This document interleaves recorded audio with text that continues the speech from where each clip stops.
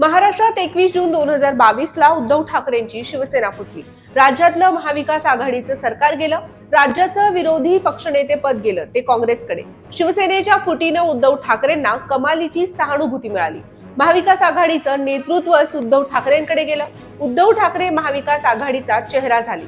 शिवसेनेपाठोपाठ 2023 ला शरद पवारांची राष्ट्रवादी सुद्धा फुटली. या फोडाफोडीच्या राजकारणामुळे राज्यात महाविकास आघाडीनं जबरदस्त वातावरण निर्मिती केली.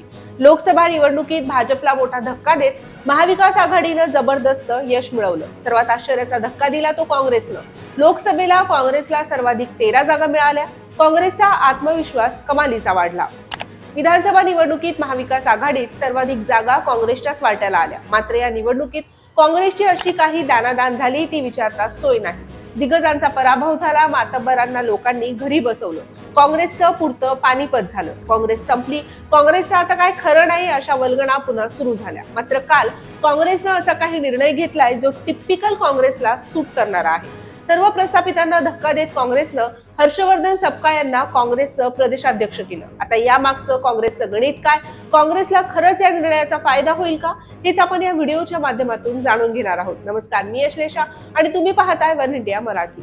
विधानसभा निवडणुकीतील लाजिरवाण्या पराभवानंतर काँग्रेसमधील अनेकांनी या पराभवाचं खापर तत्कालीन प्रदेशाध्यक्ष नाना पटोले यांच्यावर फोडलं. नाना पटोले यांच्या एकाधिकारशाहीमुळे हा पराभव झाला असा सूर काँग्रेसमधील काही नेत्यांनी आवळला.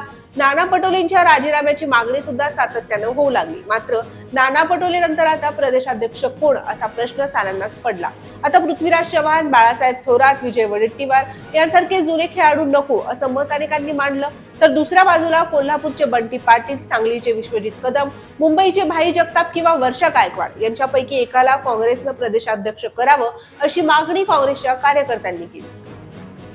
कोल्हापूरमधलं प्लॅनिंग, त्या प्लॅनिंगमुळे मिळवलेलं यश, तगडा जनसंपर्क या बाबींमुळे सतेज उर्फ बंटी पाटील यांचं नाव आघाडीवर आलं. बंटी पाटलांसारखा लोकप्रिय नेता काँग्रेसचा प्रदेशाध्यक्ष व्हावा असं अनेकांना वाटलं. तर आपल्या हिमतीवर सांगलीतून विशाल पाटलांना अपक्ष म्हणून निवडून आणणारे विश्वजित कदम यांना प्रदेशाध्यक्ष पदाची जबाबदारी द्यावी अशी आग्रही भूमिका सुद्धा काहींनी घेतली. पक्षाची पिछेहाट, विधानसभेत दारुण पराभव, नुकतीच दिल्लीत झालेली नाचक्की अशा अनेक आव्हानं समोर असताना महाराष्ट्रासारख्या मोठ्या राज्यात जबाबदारी द्यावी तरी कुणाला या प्रश्नानं काँग्रेस पक्षश्रेष्ठींना विचारात पाडलं. मात्र दिल्लीत ठरलं आणि बुलढाण्याच्या हर्षवर्धन सपकाळ यांच्या नावावर एकमत झालं. या निवडीनंतर बहुतांश जणांना पडलेला प्रश्न म्हणजे हर्षवर्धन सपकाळ कोण? तर हर्षवर्धन सपकाळ हे बुलढाणा येथील काँग्रेसचे माजी आमदार आहेत. 2014 ते 2019 दरम्यान ते आमदार राहिले होते. 2019 मध्ये त्यांचा पराभव झाला होता. सपकाळ यांनी त्यांच्या राजकीय कारकिर्दीला स्थानिक स्वराज्य संस्थेच्या माध्यमातून सुरुवात केली होती.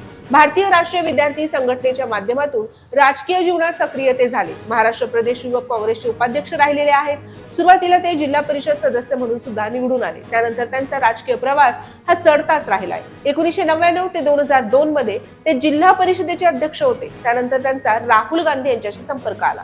त्यांनी गेल्या 15 वर्षांपासून काँग्रेसच्या कोर टीम मध्ये काम केलेलं आहे. आता सपकाळ यांच्या निवडीमुळे काँग्रेसनं पुन्हा एकदा सर्वसामान्यांची मोट बांधायला सुरुवात केली असल्याचं अधोरेखित झालंय. काँग्रेसच्या निर्णयाबद्दल तुम्हाला काय वाटतं? हा निर्णय काँग्रेसला पुन्हा चांगले दिवस आणणार का? याबाबत आम्हाला कमेंट्स मध्ये नक्की कळवा आणि आमच्या चॅनलला सबस्क्राईब सुद्धा करा.